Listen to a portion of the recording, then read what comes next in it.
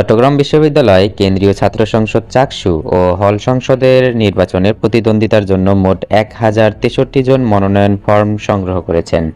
এর মধ্যে 19 জন মনোনয়নপত্র জমা দিয়েছেন। মনোনয়নপত্র বিতরণের সময়সীমা শেষ হলেও জমা দেওয়ার জন্য প্রার্থীদের হাতে আরও একদিন সময় আছে। মঙ্গলবার 16 সেপ্টেম্বর মনোনয়নপত্র বিতরণের সময়সীমা শেষ হওয়ার পর সন্ধ্যায় এসব তথ্য জানান চাকসু নির্বাচন কমিশনের সদস্য সচিব অধ্যাপক AKM আরিফুল হক সিদ্দিকী। এর আগে গত রোববার থেকে চাকসু ও হল সংসদ নির্বাচনের মনোনয়নপত্র বিতরণ শুরু হয়।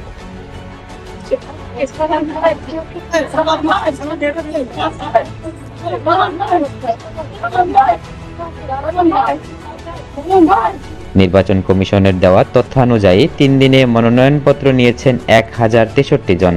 এর মধ্যে চাকসুতে প্রতিদ্বন্দ্বিতার জন্য নিয়েছেন 474 জন।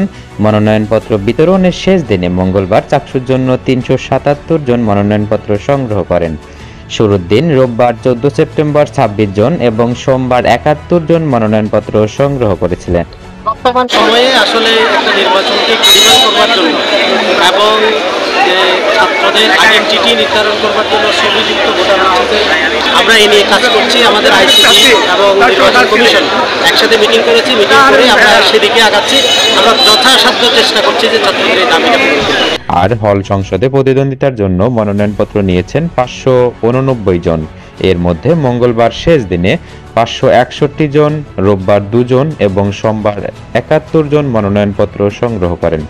ছবিতে মোট 15টি হল সংসদের নির্বাচন হবে। এর মধ্যে AF রহমান হলে 42 জন, আলাউল হলে 38 জন, আমানত হলে 44 জন, বিজয় 24 হলে 39 জন, অতীশ দীপঙ্কর হলে 47 জন, ফরহাদ হলে 57 জন, খালেদা জিয়া হলে 37 জন, মাস্টার দাস সূর্য সেন হলে 38 জন, নবাব ফয়জুন্নেসা হলে 14 জন, প্রীতিলতা হলে 33 জন, রব হলে 37 জন, রশিদ হলে 25 জন, নাহার হলে 25 জন, শাহজালাল হলে 41 জন ও সোহরাওয়ার্দী হলে 72 জন মনোনয়নপত্র সংগ্রহ করেছেন।